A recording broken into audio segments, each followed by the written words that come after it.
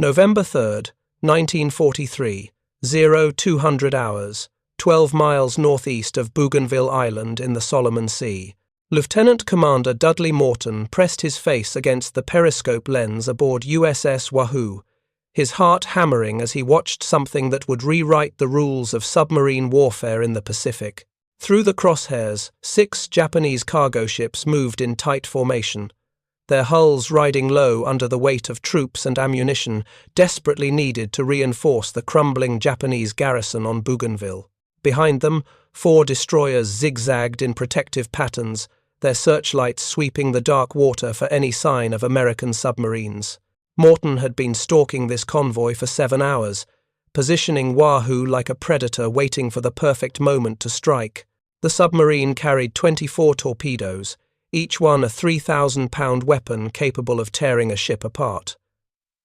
But Morton knew that firepower meant nothing without precision, without timing, without the cold calculation that separated successful submarine commanders from those who returned to port with unused torpedoes and empty hands. What the Japanese Navy could not comprehend, what their tactical doctrine refused to acknowledge despite mounting catastrophic losses, was that American submarine warfare had evolved into something their defenses were fundamentally incapable of stopping. The submarines were faster, the tactics more aggressive, and commanders like Morton had developed an approach to convoy destruction that Japanese planners believed impossible. The arithmetic of Japan's defeat was being calculated not in the dramatic carrier battles that dominated headlines, but in the silent depths where submarines systematically dismantled the supply lines that kept Japanese forces fighting. If you're enjoying this deep dive into the story, hit the subscribe button and let us know in the comments from where in the world you are watching from today. Wahoo's journey to this moment of decision had begun 8 months earlier at Mare Island Naval Shipyard in California, where she had undergone extensive modifications that transformed her from a standard fleet submarine into something far more lethal. Her keel had been laid on February 28, 1941, during a period when American submarine doctrine still emphasized caution over aggression, when commanders were taught to avoid escorts and attack only isolated targets. By the time she was commissioned on May 1, 1942, the Pacific War had already revealed that conservative tactics produced minimal results. Japan's merchant fleet continued moving supplies with impunity, while American submarines returned from patrols, having fired few torpedoes and sunk fewer ships. The problem was not the submarines themselves, but the philosophy that governed their employment.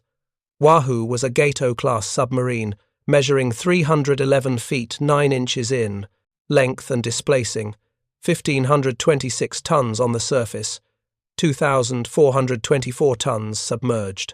The Gato class represented the most advanced submarine design in the American arsenal when the war began. Their hulls were constructed from high-tensile steel that allowed them to dive to test depths of 300 feet, with crush depths estimated around 450 feet. This depth capability gave them a crucial advantage over Japanese anti-submarine weapons, which were optimized for shallower attacks. 10 21-inch torpedo tubes, 6 forward and 4 aft, provided devastating firepower when properly employed. The forward tubes were arranged in 2 decks, allowing rapid sequential firing that could overwhelm a target's defensive maneuvering. The aft tubes could engage pursuers, turning defensive retreat into offensive counterattack. 4 Fairbanks Morse diesel engines generated 5,400 horsepower, driving the submarine to a surface speed of 20.25 knots.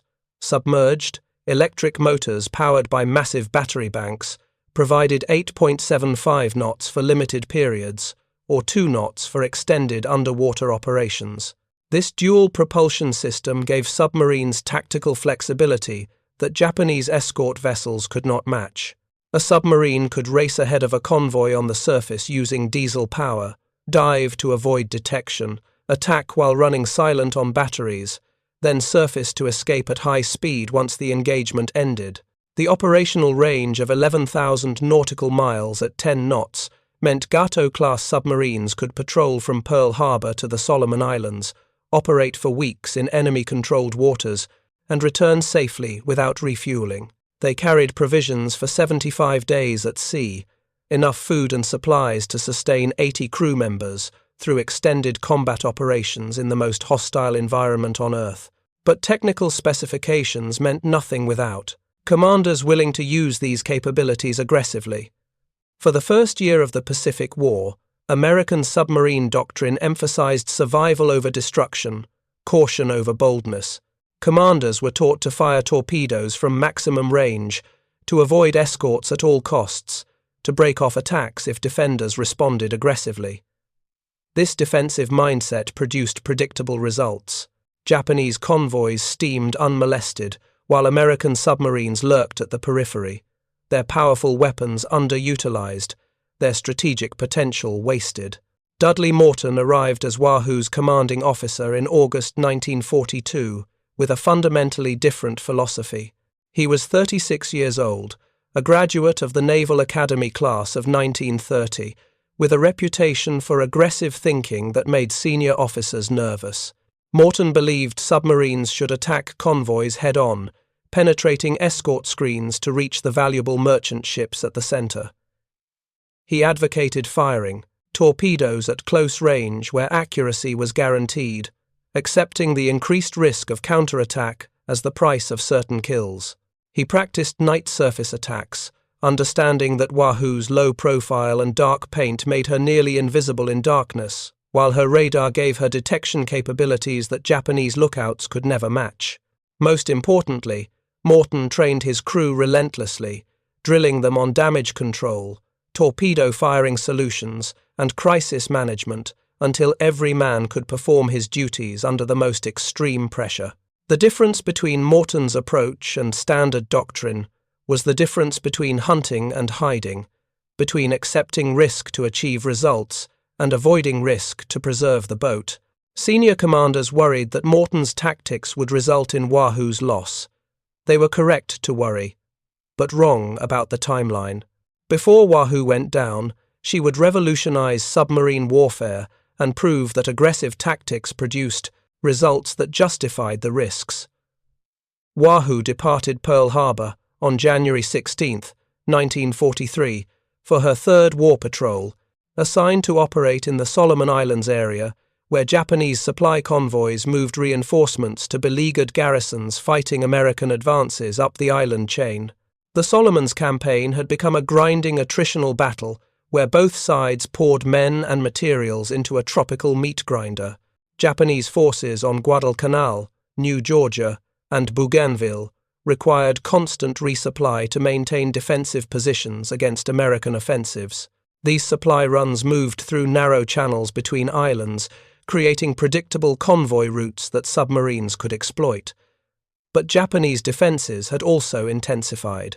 Destroyers patrolled known submarine operating areas, aircraft conducted regular sweeps, and coastal watchers reported submarine sightings that triggered rapid response forces. The waters around the Solomons had become a shooting gallery where American submarines faced some of the most concentrated anti-submarine defenses in the Pacific. Morton requested this assignment specifically because he believed Wahoo could operate successfully in waters other commanders avoided. His executive officer, Lieutenant Richard O'Kane, shared Morton's aggressive philosophy and provided the tactical precision that turned boldness into effectiveness. Together, they formed the most effective submarine command team in the Pacific Fleet, a partnership where Morton's aggressive instincts were balanced by O'Kane's mathematical precision. The first contact came on January 24th, when Wahoo's radar detected a large convoy moving south toward Bougainville. Morton tracked the formation for 3 hours, analyzing its composition and defensive disposition. 6 cargo ships in 2 columns, 4 destroyers providing escort, speed 12 knots on a predictable course that would bring them within range after sunset. Standard doctrine dictated that Wahoo should wait for stragglers, attack isolated ships that separated from the convoy, avoid the destroyers at all costs. Morton's doctrine was different. He planned to penetrate the escort screen, position Wahoo among the cargo ships, and fire torpedoes at point-blank range where misses were impossible. As darkness fell, Morton surfaced and used Wahoo's diesel engines to race ahead of the convoy, positioning the submarine directly in the formation's projected path. At 2200 hours, he submerged and waited. The convoy steamed directly toward Wahoo's position, the merchant ship's propellers creating a rumbling vibration that the submarine's sonar operators tracked with growing excitement. At 1500 yards, Morton raised the periscope for a final observation. The cargo ships filled his view, their superstructures clearly visible in the moonlight, their hulls heavy with the weight of supplies and reinforcements. O'Kane called out firing solutions, calculating angles and ranges with mechanical precision. The torpedoes were Mark 14 steam-powered weapons, recently modified to correct the depth-keeping problems that had plagued them since the war's beginning. The magnetic exploders had been deactivated after catastrophic failures convinced even the Bureau of Ordnance that the devices were unreliable. Now the torpedoes would detonate only on contact, which required more precise aim but produced more reliable results. At 23:15 hours, Morton gave the order to fire. Wahoo launched 6 torpedoes in rapid succession, the weapons ejecting from their tubes with compressed air bursts that rocked the submarine. The torpedoes ran hot, straight, and normal, their steam wakes visible on the surface as they raced toward the convoy at 46 knots. 40 seconds after launch, the first torpedo struck the lead cargo ship amidships. The explosion was massive, a column of water and debris erupting skyward as the warhead Bub detonated against the ship's hull. Before the first ship's crew could react, 2 more torpedoes slammed into the second vessel in line. The cargo ship, later identified as Fukai Maru, disintegrated in a fireball that lit up the night sky. Her cargo of ammunition had detonated, magnifying the torpedo damage into a catastrophic explosion that killed everyone aboard and sent shockwaves across the water. The 4th and 5th torpedoes struck the third ship, breaking her keel and causing the vessel to fold in half like a closing book. Within 90 seconds of the first torpedo launch, 3 ships were sinking or burning. The convoy erupted into chaos. Destroyers raced toward Wahoo's estimated position, their searchlights stabbing the darkness, their depth-charge racks ready to saturate the area with high explosives. Morton took Wahoo deep, ordering silent running as the submarine descended to 300 feet. The crew secured all non-essential equipment, moving with practiced efficiency to minimize noise. Every man understood that the next few minutes would determine whether Wahoo escaped or joined the growing list of American submarines lost in combat. The first depth charges exploded at 200 feet, too shallow to damage Wahoo but close enough to rattle equipment and test the crew's nerves. Japanese destroyers typically dropped charges in patterns of 5 or 6, saturating an area rather than targeting a specific location. Their sonar was primitive by American standards, capable of detecting submarines only at ranges under 2,000 yards and unable to maintain contact if the submarine went deep and silent. Morton exploited this limitation ruthlessly. He took Wahoo to 320 feet and reduced speed to 2 knots, barely maintaining steerage. The submarine became a hole in the water, a silent void that Japanese sonar could not detect. For 40 minutes, destroyers crisscrossed the area above Wahoo, dropping random patterns of depth, charges that exploded nowhere near the submarine's actual position. The Japanese were attacking empty water, wasting munitions on a target they could not find. When the destroyers finally departed to rejoin the convoy, Morton brought Wahoo back to periscope depth and discovered that the convoy had scattered. The remaining 3 cargo ships had broken formation and were fleeing independently toward Bougainville at maximum speed. Their destroyer escorts had resumed station, but were clearly shaken by the devastating attack. Morton made a decision that would define his command style and set the template for aggressive submarine warfare.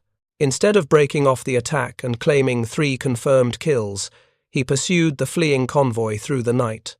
Wahoo surfaced and used her superior surface speed to overhaul the scattered merchant ships. By dawn, on January 25th, Morton had positioned Wahoo ahead of the convoy's projected course and submerged to wait in ambush again. The remaining Japanese ships steamed directly into the trap. At 0800 hours, Morton fired 4 torpedoes at the nearest cargo ship from a range of 1,200 yards. 3 torpedoes struck the vessel, later identified as Bougainville, causing massive explosions that tore the ship apart. As Wahoo maneuvered to attack the next target, lookouts reported something that would haunt the crew for the rest of their lives. Hundreds of men were in the water, survivors from Bougainville struggling to stay afloat in the tropical sea. But these were not merchant sailors. They were Japanese soldiers, part of a troop convoy being transported to reinforce Bougainville's garrison. The soldiers wore full combat gear, including rifles, ammunition, and equipment that dragged them under. They had no life jackets, no rafts, no chance of rescue as the convoy continued fleeing and the destroyers focused on hunting Wahoo. Morton faced a terrible decision. International law required submarines to rescue survivors when possible, but Wahoo lacked the space to take prisoners, and surfacing to conduct rescue operations would expose the submarine to counterattack.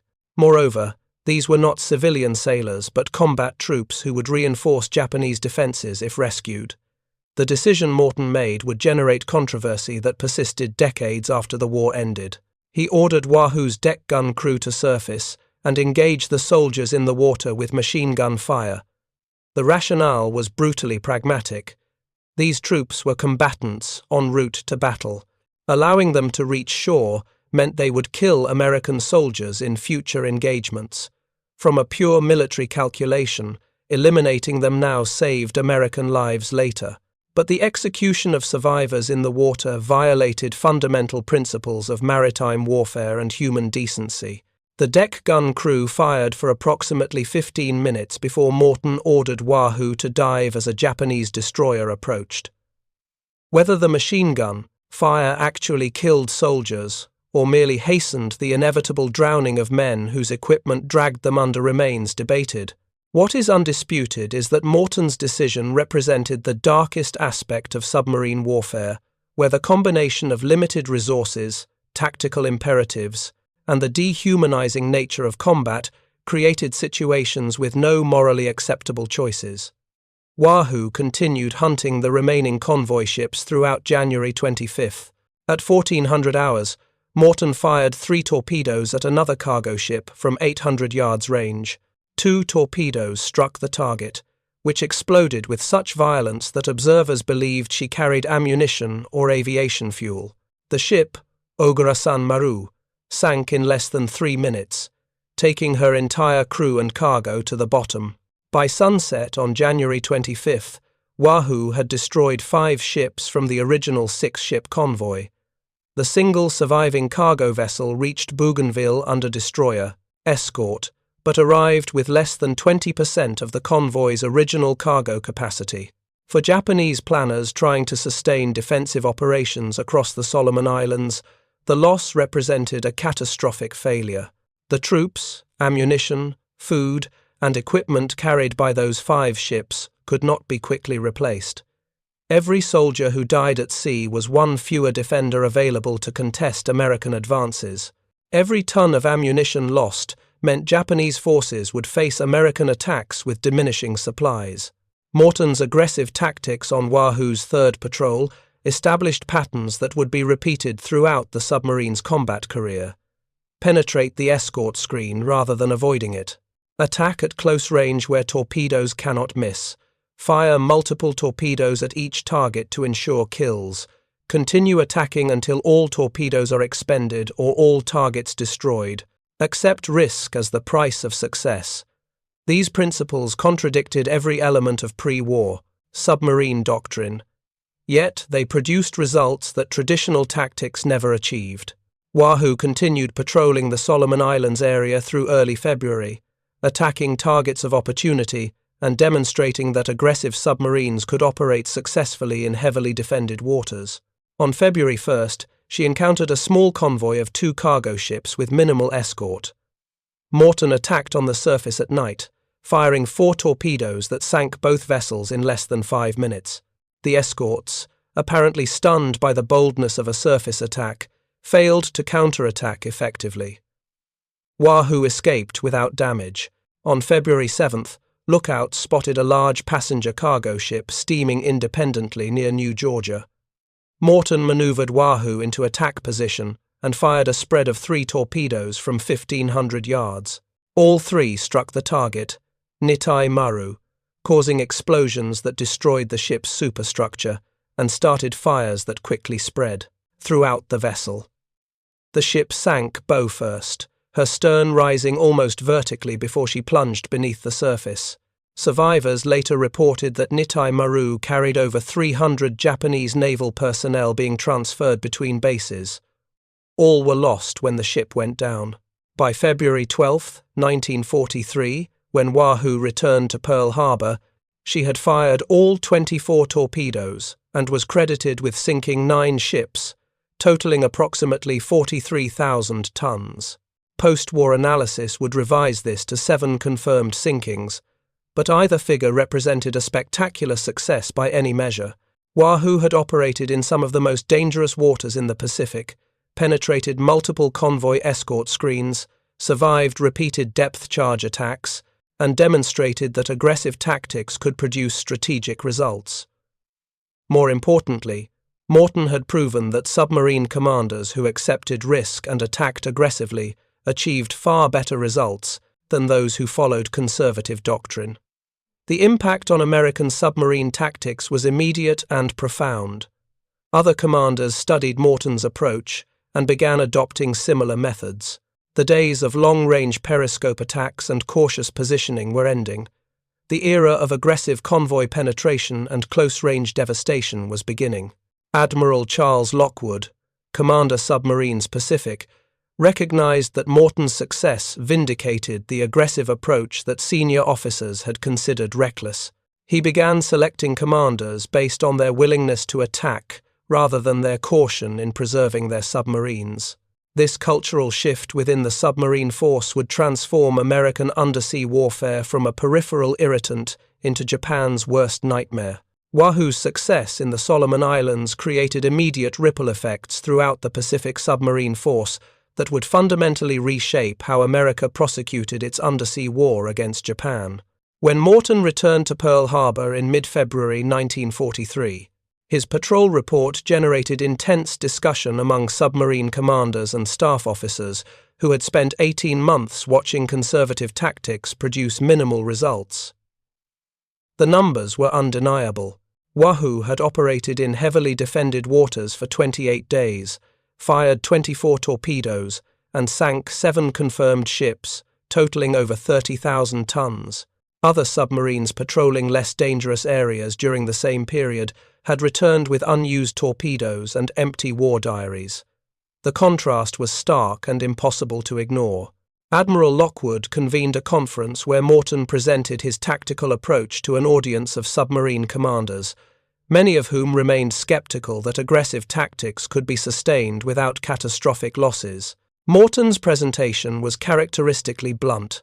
He argued that submarines hiding at the periphery of convoys accomplished nothing, while submarines that penetrated escort screens destroyed the targets that mattered. He demonstrated how night surface attacks exploited the submarine's low profile and radar advantage. He explained how going deep and silent after attacks neutralized Japanese depth charges, which were optimized for shallower detonations. Most importantly, he emphasized crew training and psychological preparation, arguing that aggressive tactics required crews who trusted their commander's judgment completely and could function under extreme pressure without panic or hesitation. The skeptics raised legitimate concerns. Penetrating escort screens increased the risk of detection and counterattack. Close-range attacks gave submarines less time to evade if defenders responded quickly. Operating in shallow coastal waters reduced depth options if depth charging began. Multiple attacks on the same convoy gave defenders time to organize coordinated responses. These were valid tactical objections that Morton acknowledged but considered acceptable risks given the alternative of continued ineffectiveness. The debate represented a fundamental split in submarine warfare philosophy, that transcended individual tactics. Conservative commanders viewed submarines as expensive strategic assets that should be preserved, arguing that losing submarines faster than they could be replaced would eventually weaken the force, regardless of how many enemy ships were sunk. Aggressive commanders viewed submarines as offensive weapons, whose purpose was destroying enemy shipping even if that mission entailed higher loss rates. This philosophical divide had no objectively correct answer. Both perspectives contained valid elements. But in the context of early 1943, when American submarine effectiveness remained disappointing despite numerical superiority over Japan's anti-submarine forces, Lockwood made a calculated decision to support the aggressive approach. He began selecting patrol areas and assigning missions based on commanders' demonstrated willingness to attack. He established a rotation system that allowed aggressive commanders like Morton to conduct more frequent patrols, while moving conservative officers to training assignments or administrative positions. This cultural transformation within the submarine force accelerated throughout 1943 as more commanders adopted Morton's tactics and achieved similar success. Wahoo departed on her fourth war patrol on March 17, 1943. Assigned again to the Solomon Islands where Japanese supply operations continued despite mounting losses. The Japanese Navy was trapped in an impossible situation. They needed to reinforce garrisons on Guadalcanal, New Georgia, Bougainville, and other islands where American forces were advancing relentlessly. But moving supplies through waters patrolled by aggressive American submarines meant accepting catastrophic losses with each convoy. The Japanese response revealed fundamental flaws in their strategic thinking about submarine warfare. Instead of developing comprehensive anti-submarine doctrine, investing in escort vessels, and organizing convoy protection, as Britain had done in the Atlantic, Japanese planners tried to solve the problem with speed and timing. They organized fast convoys that would race through dangerous waters under cover of darkness, hoping speed would reduce exposure time and darkness would prevent submarine detection. This approach failed to account for American radar technology that could detect surface vessels at ranges exceeding 15 miles in complete darkness. Japanese planners apparently did not understand or refused to accept that American submarines possessed detection capabilities that rendered darkness irrelevant. The result was a series of convoy massacres where submarines positioned themselves along predicted routes, detected approaching convoys with radar, and attacked with devastating effectiveness. Wahoo's fourth patrol exemplified this pattern. On March 29th, radar detected a fast convoy of 4 cargo ships, escorted by 3 destroyers racing south toward New Georgia at 17 knots. Morton tracked the formation for 2 hours, calculating intercept courses that would bring Wahoo into attack position after sunset. At 2100 hours, he surfaced ahead of the convoy and waited in the darkness. The Japanese formation steamed directly toward Wahoo's position, their lookouts scanning the horizon for periscope wakes that would not exist during a surface attack. At 2,000 yards, Morton opened fire with a spread of 4 torpedoes aimed at the lead cargo ship. The weapons ran perfectly, 3 striking the target, which exploded in a massive fireball that illuminated the entire convoy. Before the escorts could react, Morton fired 4 more torpedoes at the second ship in line. 2 struck home, breaking the vessel's back and causing it to fold in half. The convoy disintegrated into chaos as the remaining ships broke formation and fled, while destroyers raced toward Wahoo's position. Morton took the submarine deep, descended to 300 feet, and went silent. The destroyers dropped depth charges in random patterns that exploded harmlessly hundreds of yards from Wahoo's actual position. When the counterattack ended and the destroyers departed, Morton brought Wahoo back to periscope depth and spent the rest of the night tracking the 2 surviving cargo ships that were fleeing independently toward their destination. At dawn on March 30th, he attacked both vessels with the remaining torpedoes, sinking one and damaging the other so severely that it had to be beached on New Georgia to prevent sinking. 4 ships in one convoy destroyed or neutralized with a single night's work. The pattern repeated itself throughout April, as Wahoo hunted convoys in the narrow channels between Solomon Islands.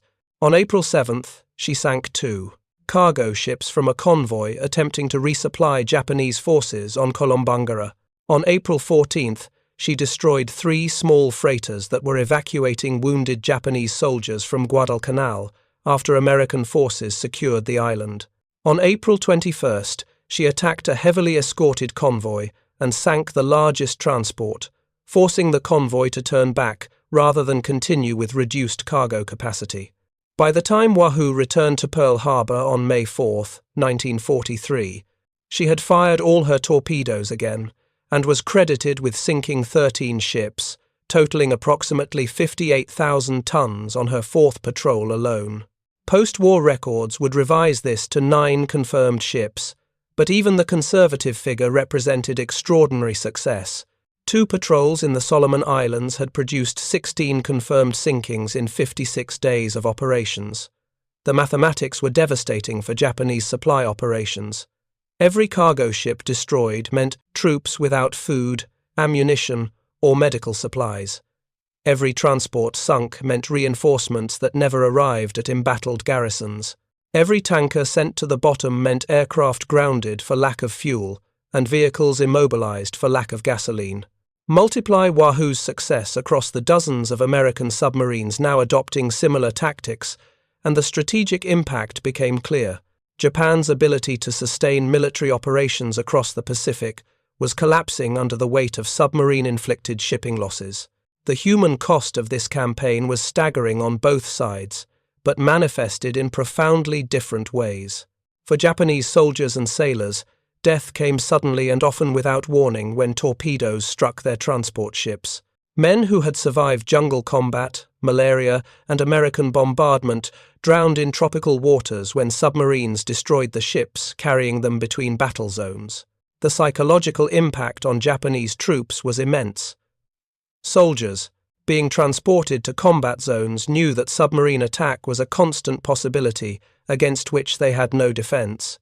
If torpedoes struck their ship, survival depended entirely on luck, the availability of life rafts, proximity to land, and whether rescue vessels could reach survivors before they succumbed to exhaustion or sharks. For American submariners, the cost was measured differently but no less severely. The submarine service suffered the highest casualty rate of any branch of the American military during World War II.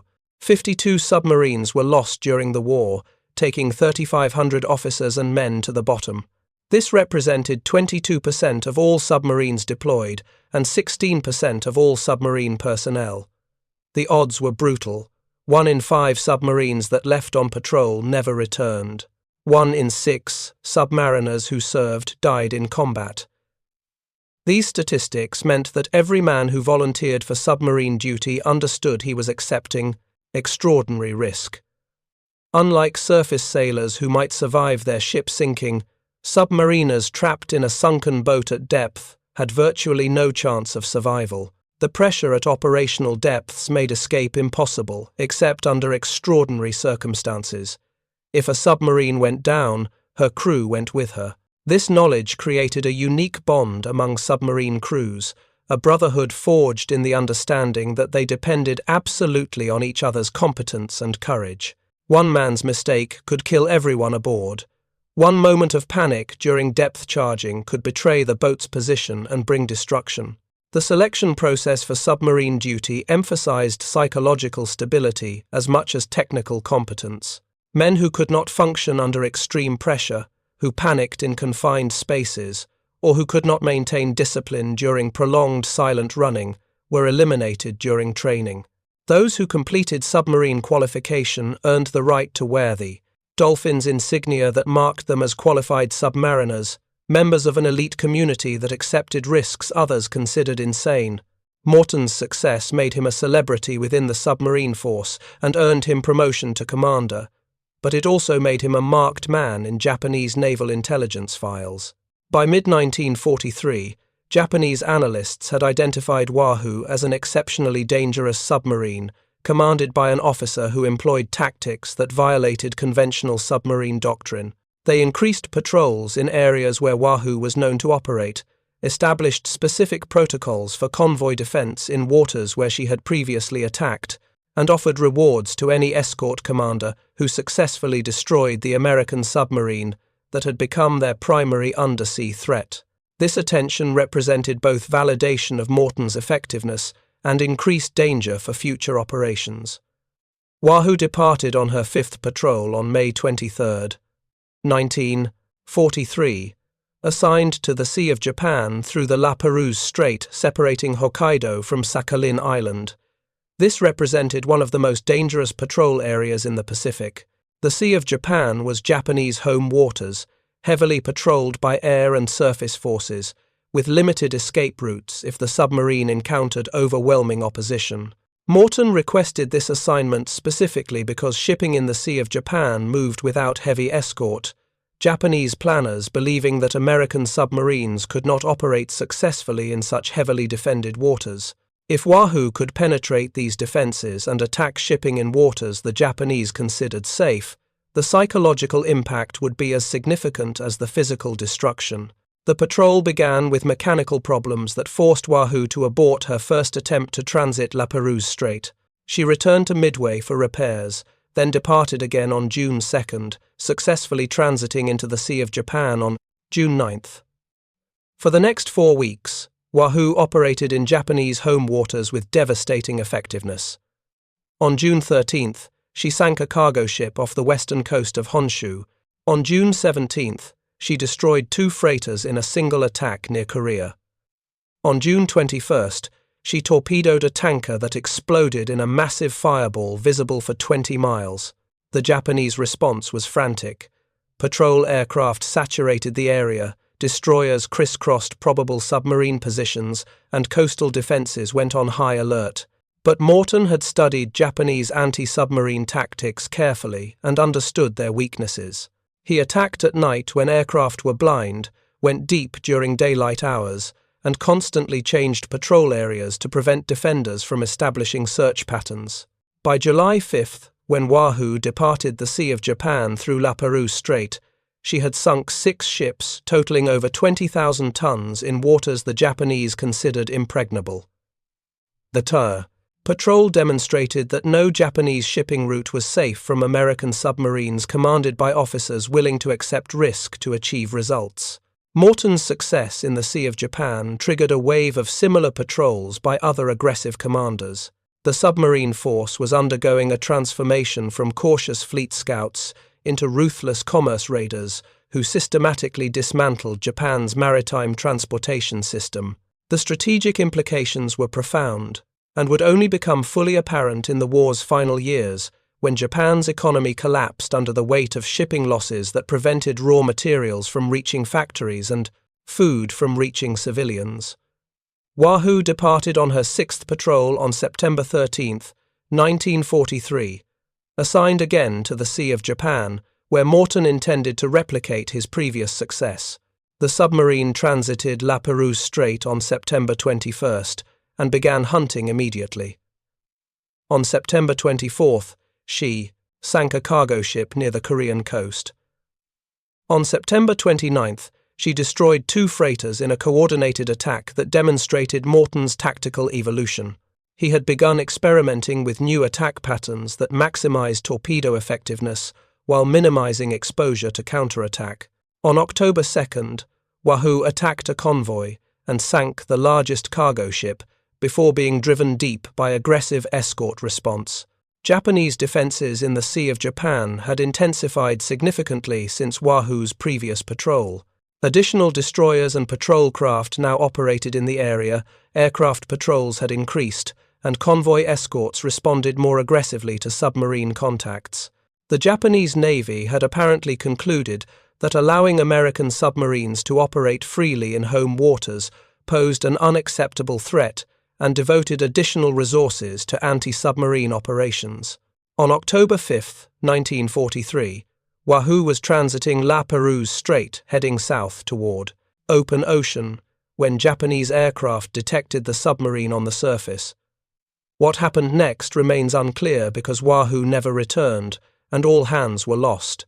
Japanese records examined after the war indicate that aircraft from Paramushir attacked a submarine in La Perouse Strait on October 5, dropping depth charges that produced oil slicks and debris.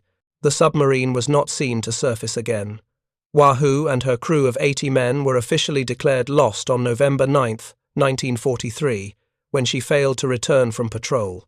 The loss devastated the submarine community and particularly affected Richard O'Kane, who had served as Wahoo's executive officer during her most successful patrols before receiving his own command. O'Kane would later name his submarine Tang and adopt Morton's aggressive tactics, eventually becoming the highest-scoring submarine commander in American naval history. But he never forgot Morton's death or the lesson it taught about the razor-thin margin between success and disaster in submarine warfare. Morton's loss forced a reckoning within the submarine force about the sustainability of aggressive tactics. Some officers argued that his death proved their warnings about excessive risk-taking. Others maintained that Morton's success over 6 patrols justified the tactics, and that his loss, while tragic, was the inevitable cost of prosecuting effective submarine warfare. Admiral Lockwood sided with the latter view, arguing that Morton had demonstrated what aggressive commanders could achieve, and that the submarine force must continue developing officers willing to attack rather than hide. The debate was never fully resolved because it addressed fundamental questions about acceptable risk in military operations. How many successful patrols justify losing a submarine and her crew? How do you balance destruction of enemy shipping against preservation of your own forces? These questions had no mathematically correct answers, only philosophical positions that reflected different values about the purpose of military power. What remained indisputable was Morton's legacy. In 6 war patrols, he had sunk at least 19 ships, totaling over 75,000 tons in some of the most dangerous waters in the Pacific. He had demonstrated that aggressive tactics could succeed where conservative approaches failed. He had trained a generation of submarine officers, including O'Kane, who would carry his methods forward and achieve even greater success. The statistical record of submarine warfare in the Pacific tells a story of industrial-scale destruction that strangled Japan's war economy more effectively than any other single factor. American submarines sank 1,300, 63 Japanese merchant ships, totaling 5.3 million tons during the war. They destroyed 214 Japanese naval vessels, including 1 battleship, 8 aircraft carriers, 15 cruisers, and 42 destroyers. This destruction was achieved by a force that never exceeded 264 submarines operating simultaneously and represented just 1.6% of total American naval personnel. The disproportionate impact of such a small force revealed fundamental weaknesses in Japanese strategic planning and anti-submarine warfare doctrine.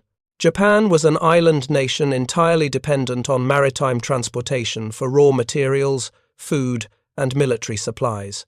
Yet the Japanese Navy devoted minimal resources to protecting merchant shipping, viewing convoy escort as unglamorous duty unworthy of top officers or modern equipment.